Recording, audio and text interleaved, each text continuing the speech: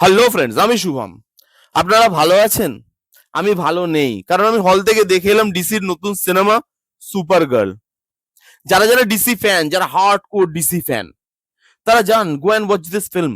দেখে এসে যদি ডিসি কে হেট না করা শুরু করেন, আমি আমার নাম পাল্টে নাম রাখবো। এত বড় কথা বললাম, যান নিজে টাকা খরচা করে দেখে আসুন। আমার কথা বিশ্বাস করতে হবে না, যান জাস্ট গো অ্যান্ড ওয়াচ। তারপরে বুঝতে পারবেন কেন এই কথা বলছি।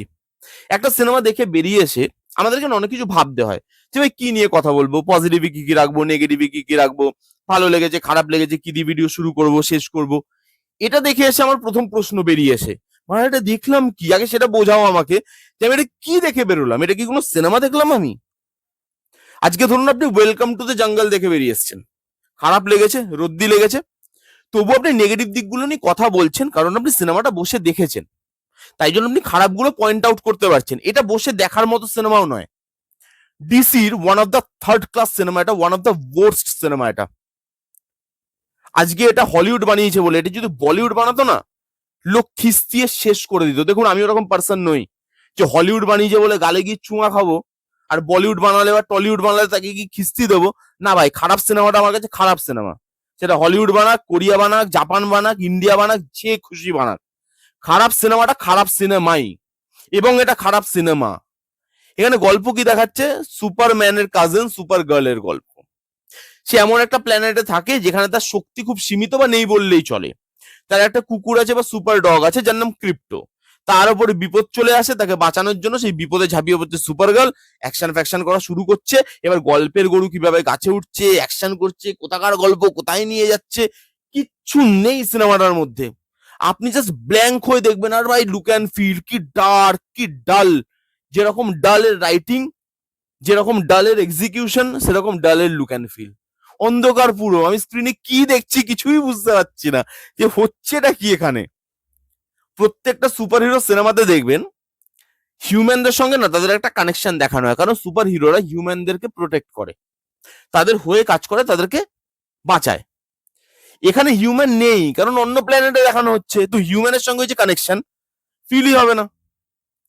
প্রত্যেকটা সুপার হিরোর একটা অরিজিন থাকে, তো এর একটা অরিজিন আছে, তার পাস্ট আছে, সেটা যখন দেখাচ্ছে তার সঙ্গে তো কানেক্টেড ফিল করতে হবে অডিয়েন্সকে। আপনার দেখে বারবার একটাই কথা, ওই পাস্টটা যখনই দেখাচ্ছে আপনার একটাই কথা মনে হচ্ছে, চল চল তোর বাপ কমার শিখা বদ দেখে, আগে চল আগে চল। এরকম সব জানা।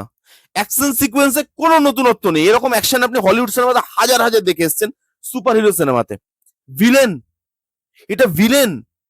সুপার হিরো সিনেমাতে ভিলেন সব থেকে বেশি পাওয়ারফুল হয়, মানে সুপার সুপার হিরোর সমান সমান পাওয়ারফুল হয়। এখানে ভিলেনের কোনো ইম্প্যাক্টই পড়ছে না, সব জায়গায় কমেডি। রাইটার ভুলেই গেছে যে অ্যাকচুয়ালি কমেডিটা দিতে কোথায় হয়। ইমোশনাল সিন সেখানেও কমেডি হচ্ছে, অ্যাকশন সিন সেখানেও কমেডি হচ্ছে, সব জায়গায় কমেডিতে ভরিয়ে দিয়েছে, মানে কোনো মা বাপ নেই, ডায়লগের কোনো মা বাপ নেই। আর হিন্দি ডাবিং এ তো ছেড়েই দিন, আমার তো ভুল হয়ে গেছে, আমি হিন্দি ডাবিং এ দেখতে গেছি সিনেমাটা, তস্য জালি একটা হিন্দি ডাবিং।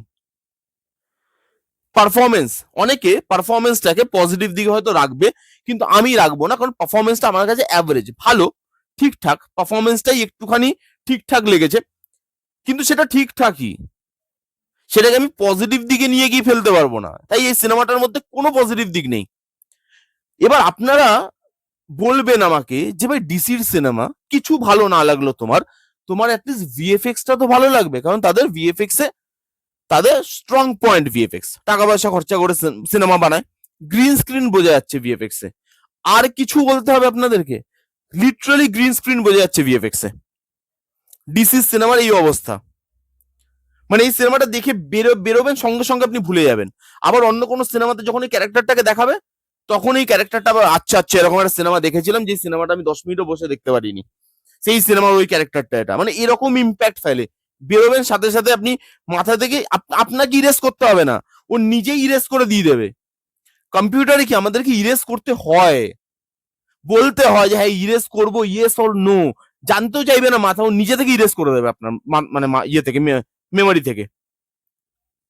কি জঘন্য সিনেমা ভাই! কোনো এক্সিকিউশন নেই, কোনো স্টোরি টেলিং নেই, কোনো বিল্ড আপ নেই, কোনো ইমোশন নেই, কোনো কানেকশন নেই।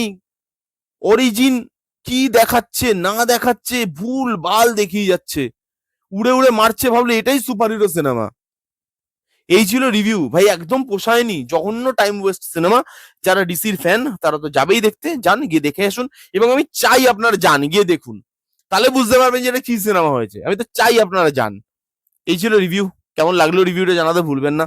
ভালো লাগলে please give Thums up, like করবেন, কমেন্ট করবেন, শেয়ার করবেন, চ্যানেলটাকে মাস্ট মাস্ট সাবস্ক্রাইব করবেন। দেখা হচ্ছে নেক্সট কোনো ভিডিওতে। ততক্ষণ bye bye, take care and be safe.